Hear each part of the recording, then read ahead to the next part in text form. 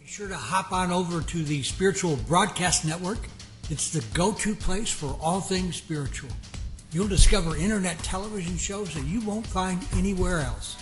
You can also choose from hundreds of hours of spiritual documentaries and movies. You'll enjoy on-demand and live internet television programming 24/7. Best of all, we add new dramas, comedies, talk, and reality shows and more on a daily basis. So why spend countless hours searching the web when you can quickly find just what you want on the Spiritual Broadcast Network?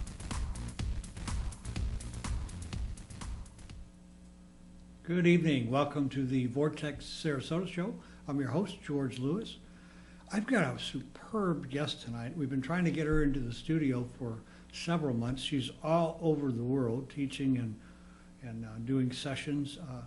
My guest today is Patricia Walsh. Patricia wrote a book called Understanding Karmic Complexes, and you can find it in all the bookstores. If you're looking for the book, you're going to find her topic is especially interesting.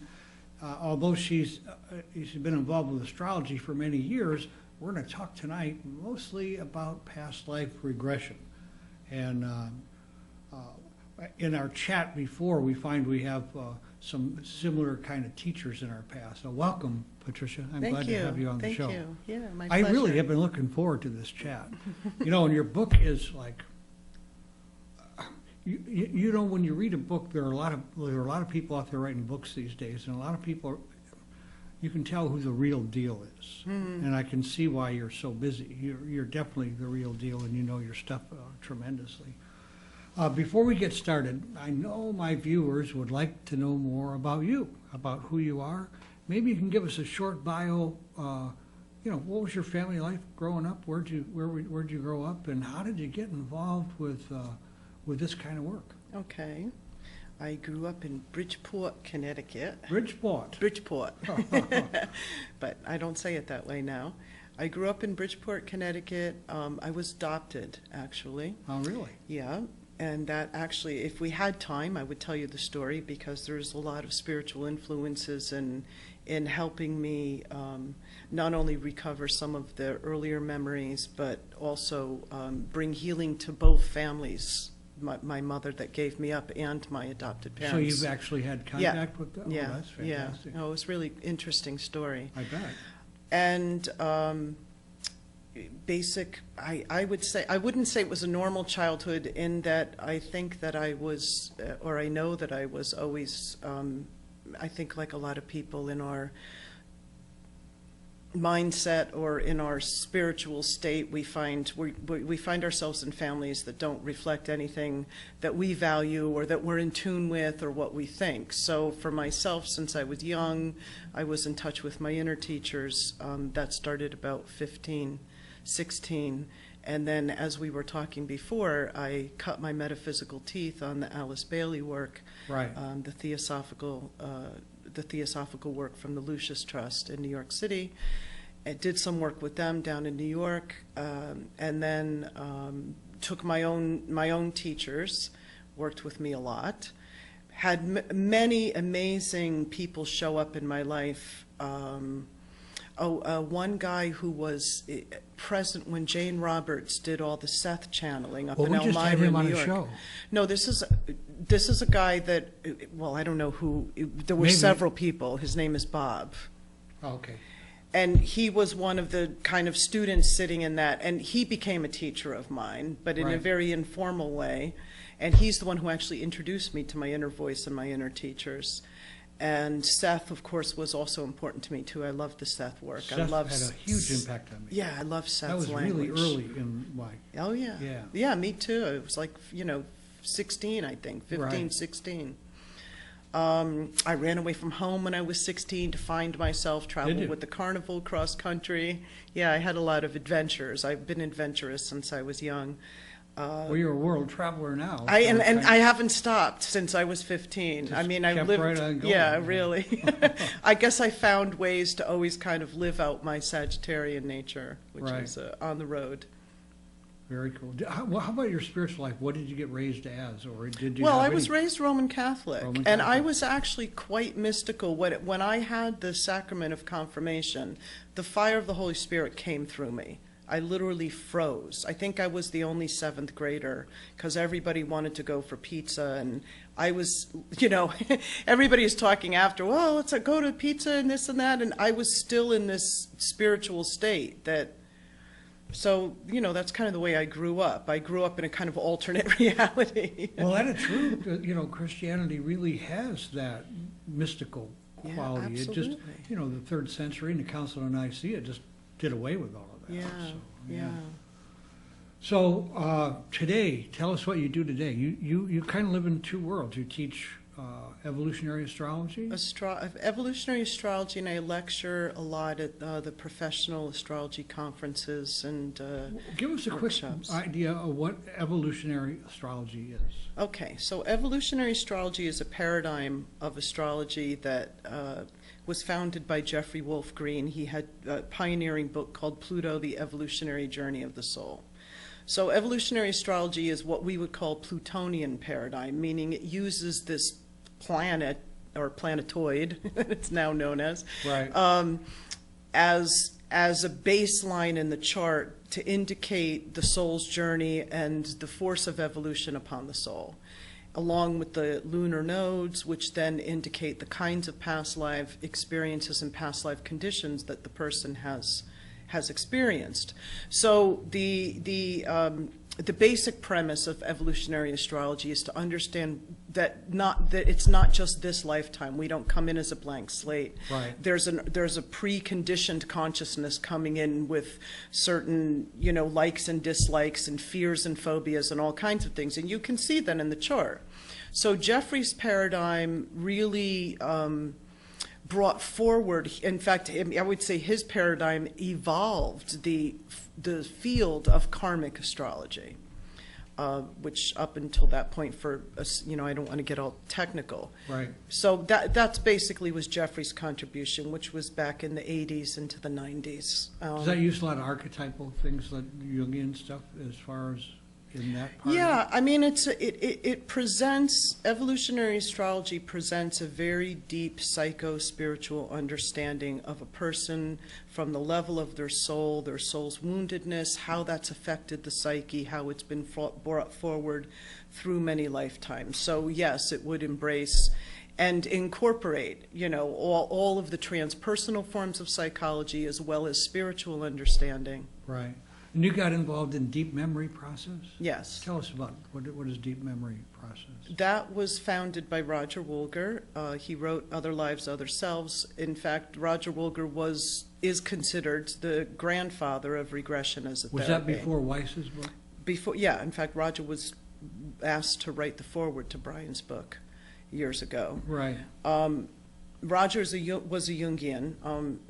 Unfortunately, Roger passed away last year, so I have to talk about him in the past tense, although that feels odd to do since he's very present. And you were pretty close connection with Roger and I worked as professional partners for 12 years. Oh, wow. So I met him in 2000 when I lived over in Germany for 6 years. And when I moved back to the U.S. in 99, I very shortly after I landed, met Jeffrey and then met Roger. Right. And those two things became a large part of what the work is that I'm doing today. Right. So I met Roger up at Omega, and we recognized each other as old friends. I did 2 years of training with him and then a further 2-year apprenticing, assisting at trainings, and then became the chief trainer. He asked me to start teaching with him because there's another form of work that we do in the regression work, which is working with ancestral and earthbound spirits. Uh-huh. And Roger and I collaborated on developing that work. So I started teaching with him right after I graduated in doing that work, and then became the chief trainer of the U.S. program. I when you look at past lives and people's interest in it, for me, I had a couple of experiences that just explain, in my present life, things that I couldn't get a handle on. Yeah. I'd done work on it, couldn't find anything, and it really explained a lot for me. What do you do in your work? Are you teaching people how to do what you do, or mostly do you work with individuals, or is it kind of a combination? I do it all. You do it all. I had a So hunch you were- I run the U.S. training program as chief trainer, and I also teach in Australia and Canada and Europe sometimes. So yes, Roger's had a professional training program for probably 30 years, and that's a 2-year program for 2 years. professionals who want to learn how to do regression. Yeah, we are not learn how to do regression So in a weekend. you're really into this as far as... Because the kind of work that we do and what Roger brought onto the planet as his pioneering work is real trauma therapy, and it's real soul retrieval, and it isn't something you learn in a weekend or, Right. to be able to really affect the soul at that deep a level. So yes, it's a 2-year program. So I teach, and I have clients all over, and clients travel to see me when they want to come to sunny Florida. Absolutely. Yeah. Oh, I got a friend down Yeah, there. Right? yeah, a lot of people do. Oh, They yeah, escape relatives the and- Northeast to come down And here. rightly so. Yeah. Well, I think the first time that I really got in past life regression was in a kind of a strange spot that you wouldn't expect. L. Ron Hubbard.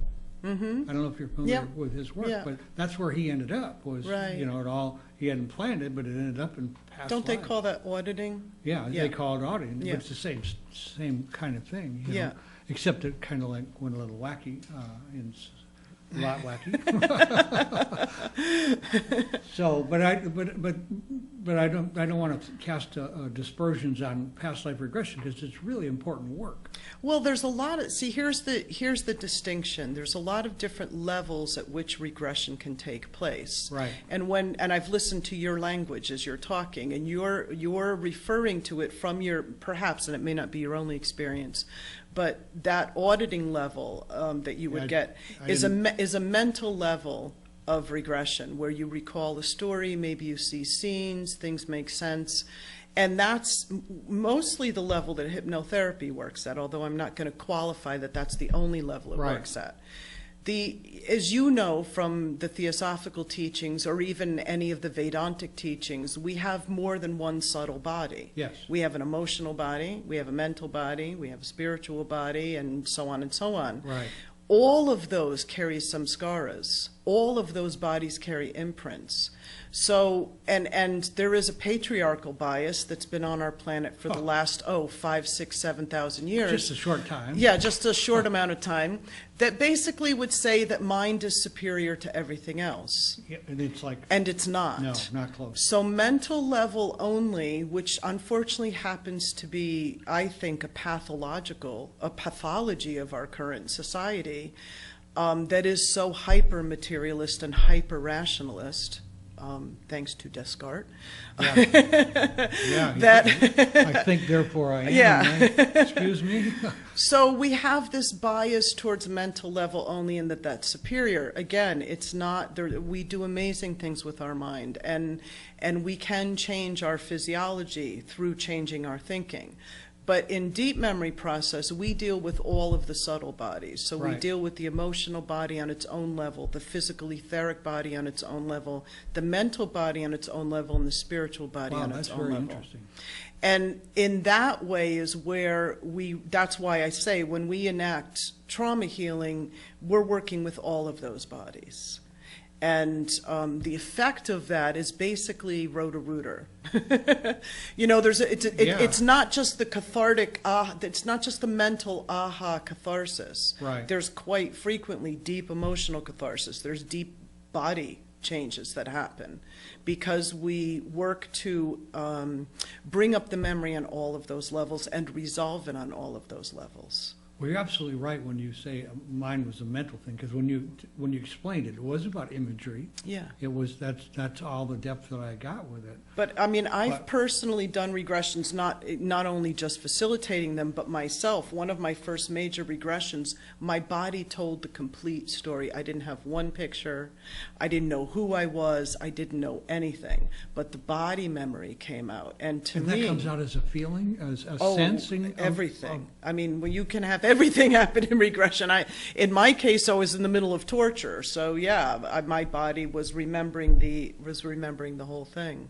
Well, I had some of that body stuff, but I don't know, exactly. Yeah. We weren't purposely going there. That's the point. The psyche, because the subtle bodies are interconnected. Right. You can't. I mean, as much as we try in our society to segregate it, out, right? It's not. It's the human psyche, right? It's holistic. So even when you stimulate a mental memory, it may bring up an emotion. It may bring up a body sensation. Right. So it doesn't mean that even if you're doing what I would call mental level only regression, that you're not going to have associated emotion, because they are associated in the psyche. The point is knowing what to do with what arises as a practitioner. Absolutely. Right, and that's the difference. That's why our training program is 2 years, because we go into deep emotional catharsis and body catharsis and mental catharsis. Well, when you have a client that you're working with past life regression, is there a time frame that's usual, or is it just kind of like depend on to accomplish whatever? A session? No, sessions are generally 2 to 3 hours. But I mean, do you have? I mean, is there a series of sessions? You know, a lot. The work is so deep, and like, so fast. That's what I'm hearing. A lot of people I see. Okay, so a lot of it depends on logistics. If people travel to see me, which they do, they might come down for 3-4 days, and we might do 3 sessions in a row over a couple of days. But generally, and when I travel, I have clients, in Seattle and Vancouver, little pockets of people around. I'll see them once or twice a year, and that's enough. They're pretty much like, okay, pretty powerful. This is what I can handle. I need to go away and integrate this, and they see the changes. Yeah. Wow. Even in the training program, the training program, when I say it's 2 years, it's 4 5-day modules. Okay. So it's not, 2 but it's years. Over a couple-year period. That's 2-year period. Gotcha. Yeah. So people are actually really only engaged in their personal regression work in context of the training program for two 5-day modules. Is there, when you do a session, is there a preparatory thing? I do. I have a YouTube clip on my website that I refer first-time clients to, which tells them what to expect from a session and to prepare questions that they have so that we can get the mental process out of the way. So they could research you under Patricia Walsh? My website is healthepast.com. And those videos are on healthepast.com? Yes. Okay. Yeah, and also deepmemoryprocess.com. Deepmemoryprocess.com and healthepast.com. Yeah. Great websites. You must have had them a while. Yeah. Because to get those names, some of these things are hard to come by. Well, I've been doing this for 12 years. Just 12 years. Right? Just the regression, yeah. I've been working in other fields. I mean, in other healing work before this, but the regression. Yeah. So, what was it that happened for you in your initial regressions that caught you so? Wow. Great question. First thing, I would never do what I do today if it were not. It's like regression saved my life. I would never do what I do today. I was so shy in crowds, in groups. Even when I started teaching with Roger, the group would turn around and look at me, and I would leave my body. That's how triggered I would get. In our work, we call it triggered. Right. I did several regressions around that particular imprint. So what I'm saying is I would never be public speaking. Right. And I experienced literally terror of public speaking change in one session to the next day. That's amazing. Going and giving a public lecture and actually enjoying it and being fully present like I am today. Right. It literally changed. I had to do a few sessions to get to that one session. Right. That one session changed it. It literally popped like that. Wow. And it was out of my psyche and done. That's amazing. I'm telling you, I lectured for 2 years after that, and every time I would stand up, because sometimes I give keynotes at, keynotes at these astrological conferences, there's like a couple hundred people there, and Right. everybody's looking at you. That would have driven me so far out of my body, I probably would have passed out in the past, right? And now, I mean, for the first 2 years after that regression, I'd stand up there and I'd be like pinching myself going, I can't Is believe this I'm real? actually enjoying this. Right. Like, who is this person? Right. Well, I think that's kind of key, isn't it? Getting ourselves to a place where we really enjoy where we're at. Well, yeah. And who we are. And to do and this is what I find in regression work. And what I love about being able to facilitate in the training program and work with my clients is that, especially in the training program, I work for people intensely for 2 years. Right. So, I mean, I just worked with a woman in the last year, to see their profound transformation. When she came to me, sitting across from me talking in my session room, she could not finish a sentence. She went like this. She went, I'm coming today. Wow. That's literally how she talked. Right. It took me an hour to conduct a normal 20-minute interview with her, just to get why she was coming. She came into the training program, so she's done personal regression work and she started doing training.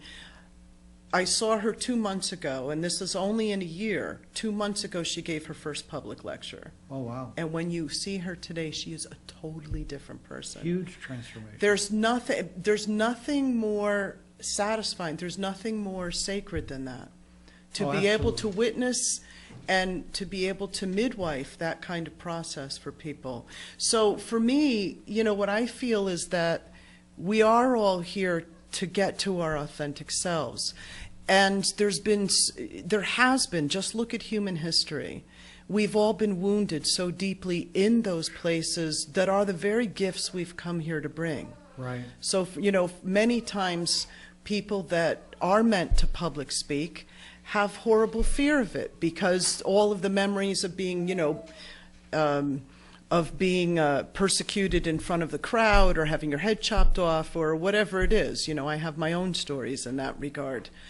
That has left a deep scar in their soul. And they come forward in this lifetime where they have the opportunity to do that, yet they're still shackled by the fear. Right. They're still shackled by the trauma. terror, the trauma. Right. So to be able to go and heal those kinds of traumas and then people just become who they're meant to be, there's nothing better than it. Well, I do a great deal of service work, and there's just such a huge payoff in that. And the payoff is joy. I just heard it from you. Yeah. It just totally that. I did some work with a woman who has what she called. Anyhow, it's a therapy kind of thing. What they did, it was a weekend up in the northern mountains of Georgia. It was a gift that someone gave me, and we went back, and I ended up, in past life regression, it was a matter at that point to go back as far as however far it goes, wherever it goes. Ended up in the Coliseum, and Oh yeah, been there many times. Have you? Yeah, no, with clients too. What is the healing process when you finally get to this? Is it just recognizing? No, that's mental. That's the See, 'cause mental that's the level. only part. That's as far as I got with it and there was a satisfaction there. There but is. It didn't really. There is, but you see so again, the subtle bodies have their own rhythm. As we know, the physical body consciousness is basic and literal. Even Huna shamanism. Huna shamanism is probably one of the clearest models. Is that for the these. Hawaiian? Yeah. I had a shaman on the program from there. Well, their understanding of what they call the low body, the Unipahili body, is so key in what we find in regression work, and we would call that the etheric body or whatever. Right. the consciousness of the etheric body is basic and literal. So it literally is like this. If you died with a rope around your neck, with your neck snapped, thinking, now think about it. Follow me through the emotional body. So you have the physical imprint. All right. The emotional imprint may be either shut down, which is just as damaging as terror or anxiety. Sure. Okay, both of them affect Crippling. both of them affect the psyche because they condense the natural libido. Okay, so you have a physical wound imprinted in the vital etheric body. Then you have an emotional wound. Then you have a mental thought, which may be something like, "Oh, I deserve this. It's all my fault." Right? Yeah. All of those need to be worked through on their own level in the way that that body processes that information. They are interconnected. So, for example, in our work, doing the past life and moving somebody through the memory forward and backward and so on is half of the work. The second half of the work that we do is the resolution in what we call the Bardo states, right, which is we borrow our understanding from the Tibetans and their talk of what happens in the many planes of the afterlife. Right. So that work is 50% of a session. So part of in basic theory, it's this, which actually follows current understanding of trauma theory. In basic theory, it's this: if the body's been holding something, the body needs to release it. Right. So we give that person a rope to put around their neck, get it off. This is how the body understands. You right. keep visualizing and saying that rope's not around my neck. Butterflies are releasing it. It doesn't. I'm not saying, you know, No, I'm never going to say never, but the point is, rope on, rope off, spear in, spear out, attacker on, attacker off. So you have to have that physical movement so that the vital etheric body goes, oh, it's over, right? That's one level. Actually has a closure. And it's not mental. It's totally not mental. It's a felt sense. I mean, I've had people go into it, and I've experienced it myself with intense remembered physical trauma and then being able to do the catharsis later. I've gone into what Reich called body streaming, right, which is when you know you have shifted a core energetic armoring pattern. Muscular armoring. Muscular armoring. The body will go into the most, it's orgasmic, will go into this kind of streaming that comes from the core of the body. You can't replicate it. So again, when the vital etheric body has its release on the level that it knows, and this is what I was saying the Huna shamans say, the Unipahili body is pretty basic and literal, you know, so you have to deal with it on the basic literal level. Right. So then we have the emotional body. So you have blocked emotions, you have frozen emotions, you have dissociated emotions, you have over emotions like anxiety reactions. Those all need to have their catharsis. And the one that most people are aware of is the aha, which is the mental catharsis, right? Or the changing of the patterns, like somebody dying saying, oh, it's all my fault. You know, maybe it's a classic example, somebody that got accused of something, like a little boy stealing bread, you know, and they decided to hang him in the dungeon for 20 years, right? And over the course of 20 years, it'll break down somebody's psyche, and they may die feeling, oh, it's all my fault. I should never have done that.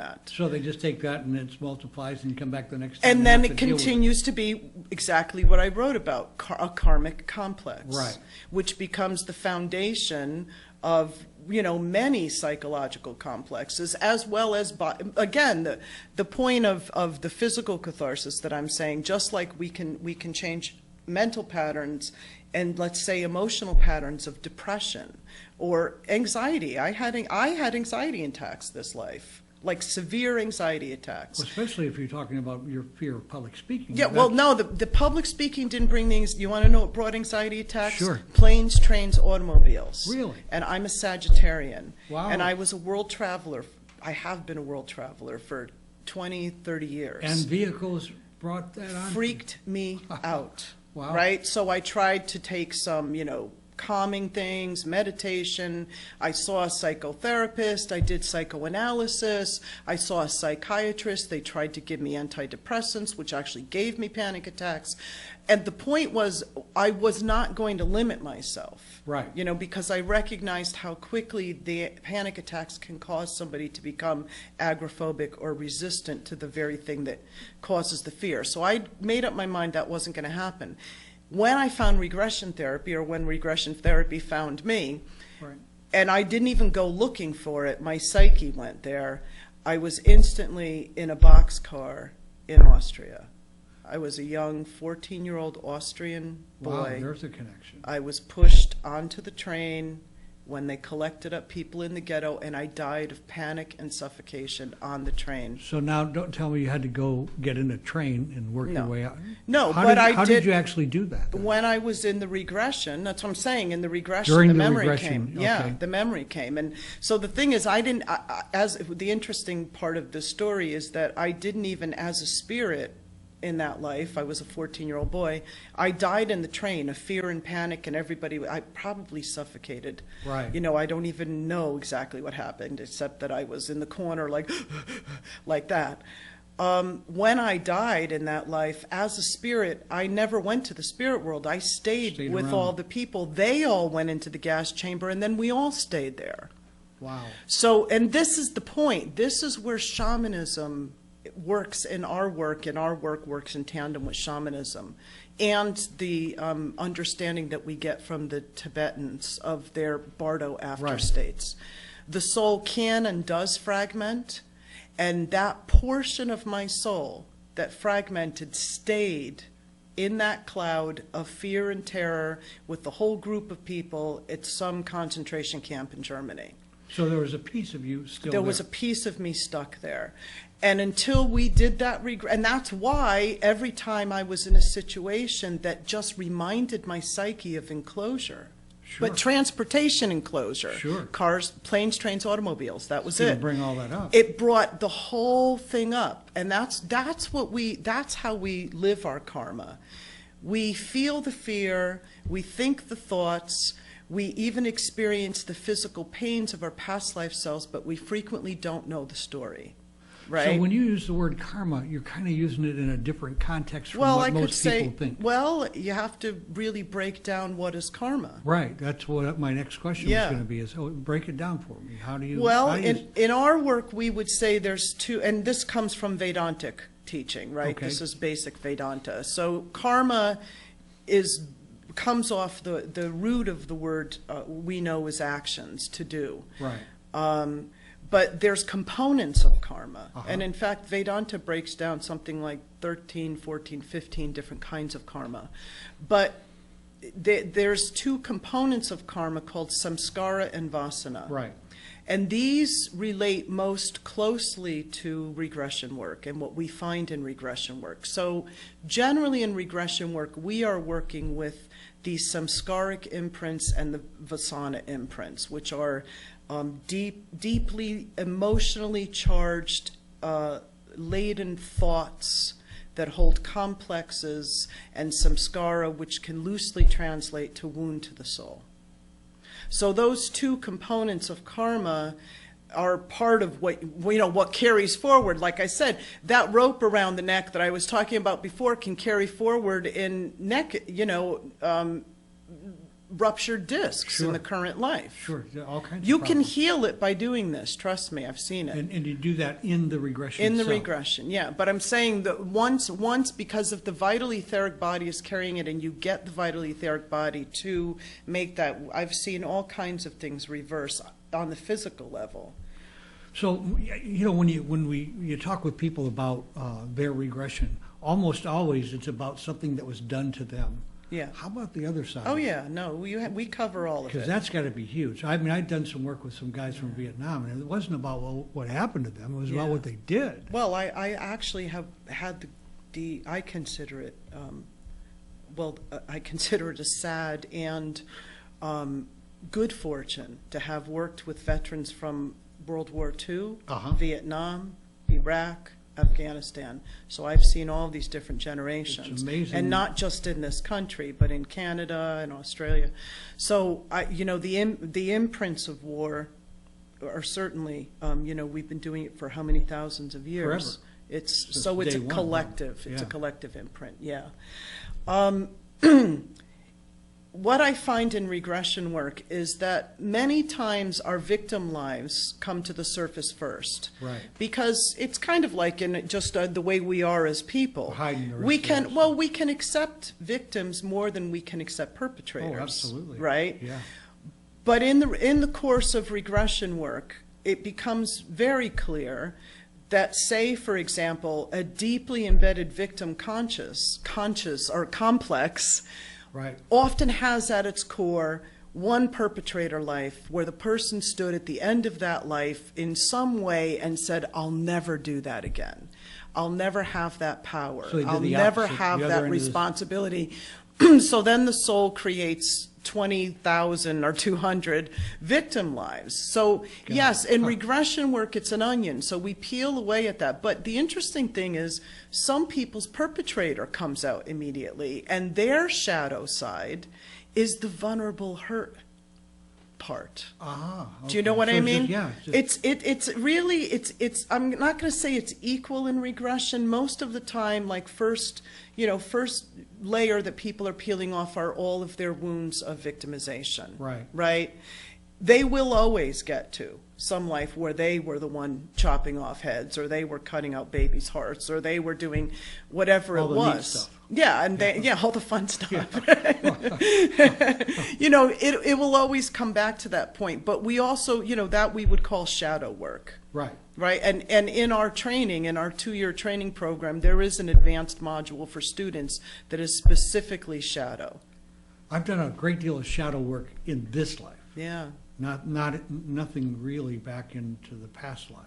Mm-hmm. But judging from what I've done here in this life, it must be It pretty must be very colorful. back there somewhere. Maybe you need to come to my mat. Well, I think I do. I think I'm going to look you up for sure. It's like, so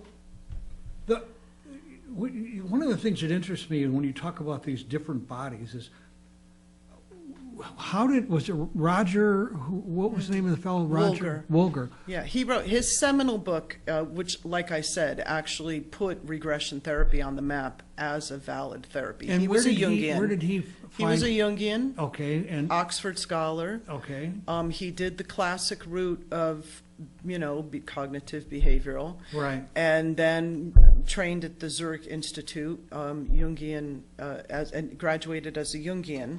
He was not interested nor looking for past lives. And if you read his book, his seminal book, Other Lives, Other Selves, right. was the one That that. title just rings a bell with me. Yeah, I well, mean, because he's considered, that book was out in the mid-'80s. Right. And he was pretty much the one who introduced the, regression therapy as a solid kind of psychotherapeutic. gave it some credibility. Absolutely, Yeah. yeah, and he did tons of research too, and it happened to him in Vipassana meditation. It's when he had his first past life memories. Right. And then he formed a kind of little exploratory group up in Vermont. He was teaching up at Goddard. He was a professor at Goddard, and he formed a little experiential group of people where they would get together and just regress each other, just to see what is this stuff that's coming up, you know? And with his Jungian perspective, and also with Vipassana, right, or with that perspective, we understand that the soul does not speak in linear language. The soul speaks in myth, metaphor, image, symbolism. Right, lots of symbolism. So that all forms of symbolic knowing and all forms of imagery come from the soul. So with his background in that, it wasn't easy for him to push aside that easily past life memories. Right. Do you know what I mean? Yeah. Oh, even though clinically he kind of wanted to. Sure. So his after doing all the regression and then finally, saying, I'm convinced, he used to say, even if the conscious mind is not a believer, the subconscious is. And that's the way, and I've worked with people, born again Christian, that consciously would not, their belief systems don't incorporate the perception of past lives. But they've gone on the mat open-minded enough, and they've, sure enough, turned up with a past life memory, much to their surprise. Well, that's going to have a huge transformation in their day-to-day living. Yeah. That's like, wow. Yeah. So in the male-female, Yes. you get more females who are receptive to what you do, or what's your mix there? What's your balance? Client base is mixed, but in the professional training, it seems to be, I think in just all of the metaphysical, spiritual world, it's all women. It's all feminine. Right, we're the goddesses, we're doing it, you know. Men with their feminine energy is more prevalent. Yeah. Yeah, but that patriarchal part of it. I think what the problem is, we as men, we were, especially in this generation, we have the John Wayne deal, Yeah. And Well, we had Betty Crocker, so you have John Wayne, we have Betty Crocker. But what that did is it kept us in our head, and we couldn't get into emotion Yeah. because we weren't supposed to delve in the emotion. And if you can't get into the emotion, you can't get to a whole lot of who you are. Yeah. It just, and thus a bunch Well, of and that's the thing, and I do find this, people that are very heavily mentally defended, which is, 98% of our culture, Western society, when they engage in regression work and they have emotional catharsis, or the emotions come out and tell the story, right. that like blows them away. Shocks them completely. Shocks them. Sometimes it takes people several sessions to get there because they are so mentally defended. Right. Because we as a culture, Western world is so, well, I shouldn't only say Western world. Asia's not all that into the emotional body Exactly, either. no. But yeah, this is the thing. What I always say about the regression work and the astrology work, when you were talking about Pluto, Pluto, although he's a masculine character, is feminine in astrology. So the same in this kind of regression work. And this is one thing that I see paralleled also in the New Age metaphysical community, sometimes, not always. But there's an upper world preference. Absolutely. And the idea is... Oh, yeah, don't go in the lower world. Don't go in the lower world. The devil's down there. Right. All the bad So stuff. even in the New Age community, there's an upper world transcendent, which I'm sorry is a masculine form. Absolutely. That's a patriarchal form. We consist of spirit, which moves towards transcendent, and the Dalai Lama even said this, soul, which moves towards the earth and emotion. Right. Right? That's what so any form of therapy, to me, that works that path is working with the whole synergistic system, the holistic system of who we are, soul, spirit, matter. In the regression work, it's exactly that. We always say you have to go down to go up.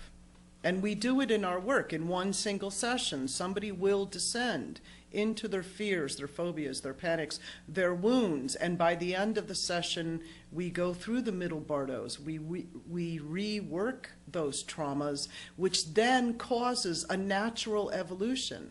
And the consciousness naturally becomes lighter. And then we visit the Dharmakaya. And there you talk to the gods and get the big overviews and, are infused with that, the pure Buddha light. Right. But it's through the process of descent to ascent. What's interesting, you're talking about people who are heavily in the mental body, and they have a session. Which is also up there. Yeah, takes several sessions. Something pretty dramatic must happen in that first session to bring them back for several sessions. Well, I'm not going to disparage mental level only sessions. Right. Because they're a starting point. They're a starting point, and they change things. Right. They also change things. Right. Yeah. Interesting. Your work is fantastic, and I had good teachers. Well, not only I'm sure you had good teachers, but I've met a lot of people who have had good teachers but weren't necessarily good students. So they don't really walk away with the depth of the whole thing. We've gone over, which is fine, because I figured we would. I knew we'd get in a conversation that was so interesting we would stay. But I still want to, before we leave, I want to get your take on the Pluto thing.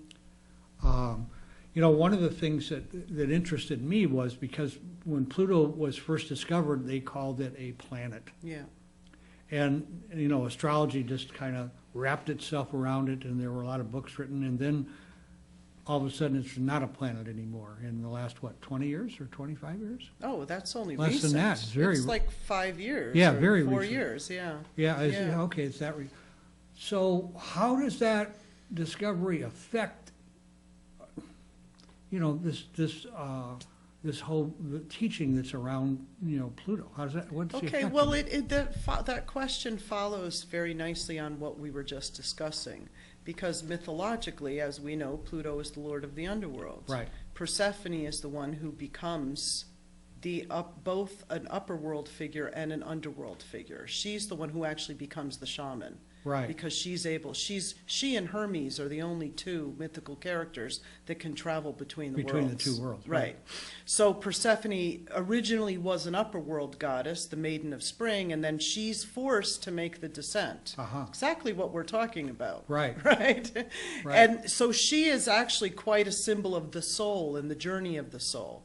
The interesting thing is Pluto is the ruler of the sign Scorpio.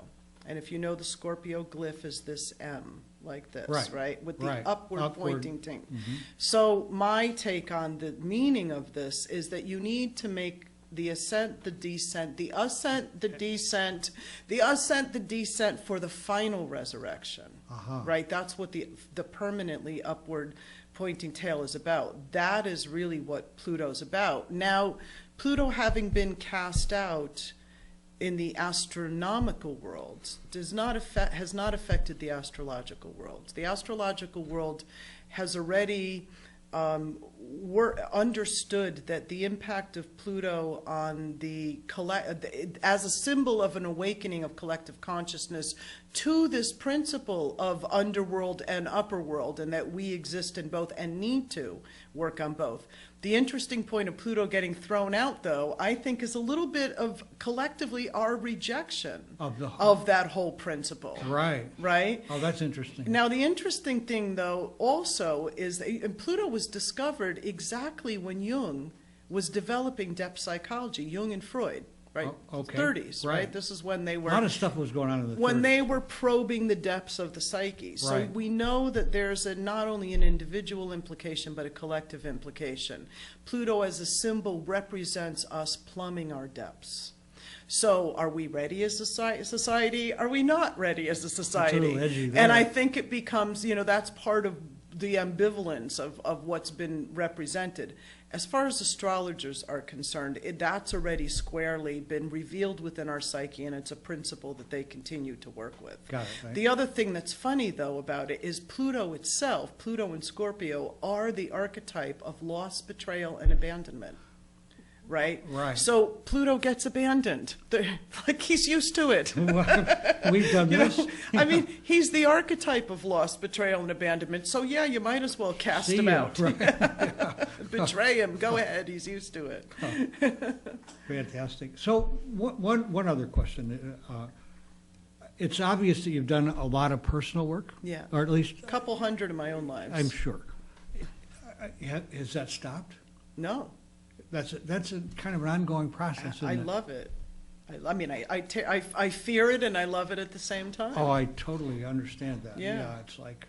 But for me, my preferred mode, like I say, I've gotten to the point where when I'm triggered with something, and when you know what it feels like to be triggered, you're overtaken by some affect, some emotion that's larger than the current situation calls for. That's a short description of what being triggered is. And so when I'm triggered with something, my preferred mode is to have somebody take me into that trance state therapy and let it reveal what it is, rather than try to figure it out in my head. So you have someone else who helps Well, you. I mean, yes, But you must can. do some of your own. Of course you can. But again, you can't guide yourself through your own defenses. Boy, that's for sure. There's only a certain level. And if you have lives that involve terror, fear, and panic, you've built up defenses. And so, yes, you can skim over the life on the mental level and you can get the meanings and go, oh my God. And I've done that plenty of times. Lots Sure. of times I go, oh, I've got to figure out who is this person and how do I know them? And, you know, I'll trance out and tune in on that level. But as far as to really rework it, if it's something that's very deeply triggering for me, I want somebody to hold the process for me, and I want to take the underworld journey. Yeah, I really understand that, because you're talking about defenses. I know when I look at my own defenses, you know, how ingrained We they are. can't guide ourselves through them, I you know? need some outside kind of, this is what you're doing, this is what's going, you know, without that, I'm staying where I was. Yeah. Because everything that I decided to believe because it was the right thing to do in my mind to get me what I think I want and need. Mm-hmm. You know, so those don't fall away real easily, as defenses. Thank you. I've had a great time with you tonight. I knew that I was going to, just from reading this book. You have another book that's in process, or I have what? a couple, but I need to find time to write. Well, I can see where, you know, it's like, one other thing too, I have another show called Spiritual But Not Religious. It's a 1-hour show. I do it on Tuesday evenings at 9 o'clock. And I'd like to have you back at some point Okay. to do that show with me. Right. We'll have to And- compare calendars. Yeah, we'll see if we can't put it all together. Yeah. Great. So, Patricia Walsh, and this is her Understanding Karmic Complexes. And it's well-written and really for, I think this book is more for people who are Professionals. professionals. Yeah, than- or than- people that have some, because I did write it a lot to the professional astrological community. Uh-huh. You know, it can be read by people that aren't astrologers because there's 50 case studies in there. So they generally skim over the astro Right. correlations and get the stories. That's and what the I did. story, yeah, exactly. And Yeah. and Because so I it's didn't need that other part of it. exactly, yeah, so- yeah. So, and on your website, which is Healthepast.com. healthepast.com and deepmemoryprocess.com, you'll find a couple of videos. I went there and watched them. Go there. Watch the videos. And do you do sessions here locally? When I'm here, Yeah. yeah. Okay. Or I also tell people if they look at my schedule on the website, sometimes I'm doing sessions when I'm traveling. Okay. So you can do sessions long distance? No, when I'm traveling, like I'll Oh, be you'll in, do 'em when I'll you're- be wherever- in San Francisco next week, Gotcha. and then I'm in Seattle. Or so if I have, depends on what I'm doing out there. If I have time on either And side, you're in Europe and England and all over. So if you're out of, and a lot of our viewers are out of the country, you Yeah, know. yeah. So but believe me, it's going to be well worth your time to go take a look at Patricia Walsh. Thanks again, Patricia. thank you. Yeah. Thanks. So be sure and come back next week, same time. And in the meantime, don't forget to accentuate the positive and have a fantastic week. Be sure to hop on over to the Spiritual Broadcast Network. It's the go-to place for all things spiritual. You'll discover internet television shows that you won't find anywhere else. You can also choose from hundreds of hours of spiritual documentaries and movies. You'll enjoy on-demand and live internet television programming 24/7. Best of all, we add new dramas, comedies, talk, and reality shows and more on a daily basis. So why spend countless hours searching the web when you can quickly find just what you want on the Spiritual Broadcast Network?